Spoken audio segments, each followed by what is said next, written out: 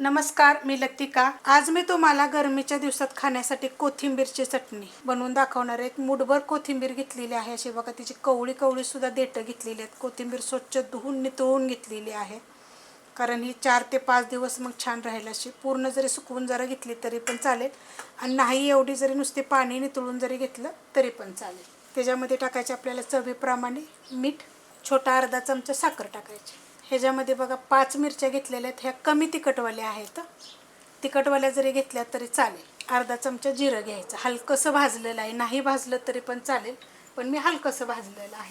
त्याच्यामध्ये बघा 2च चमचे फक्त शेंगदाणे मी भाजून घेतलेले आहेत। आता हे शेंगदाणे जरी नाही टाकले तरी पण चालू शकतात, चांगले खरपूस भाजलेले आहेत। जरी हे शेंगदाण्याचं कसं आहे माहिती आहे का, तुम्हाला आवडत असेल तरच टाका, नाही टाकलं तर चालेल। लिंबाची फोड बघा किती घेतलेली आहे, त्याला खूप रस आहे। 1 चमचाभर आपल्याला ह्याच्यामध्ये रस टाकायचे। आणि जर तुम्हाला रस नसेल लिंबाचा टाकायचा ना, तर कैरी भेटते, एवढाच तुकडा कैरीचा टाकला तर चालेल, किंवा ह्याच्यापेक्षा कमी टाकला तरी पण चालेल।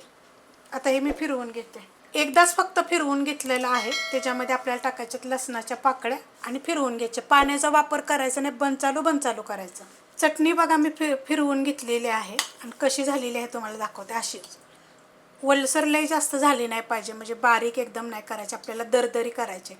त्यासाठी बंद चालू करायचे, मस्त एकदम चविष्ट लागते। आणि मेन म्हणजे कसं आहे माहिती आहे का, गरमीच्या दिवसात का नाही कोथिंबीरची चटणी खाल्लेली चांगली असते, पुदिन्याची चटणी खाल्लेली चांगली असते। तर खूप रेसिपी वेगवेगळ्या पद्धतीने करते, तुम्ही अशा पद्धतीने एकदा जरूर चटणी करून बघा। रेसिपी आवडली तर लाईक करा, सबस्क्राईब करा, कमेंट करा आणि शेअर बी करा।